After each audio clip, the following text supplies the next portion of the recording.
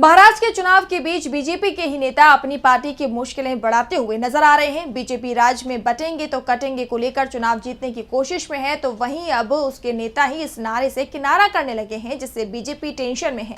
तो क्या है पूरा मामला, जानने के लिए देखिए ये रिपोर्ट। बीजेपी का बटेंगे तो कटेंगे और एक हैं तो सेफ हैं का नारा महाराष्ट्र चुनाव तक तो पहुंच गया, लेकिन अब बीजेपी के ही नेता इस नारे से किनारा करने लगे हैं। बता दें कि बीजेपी की एमएलसी पंकजा मुंडे ने इस नारे का विरोध किया है।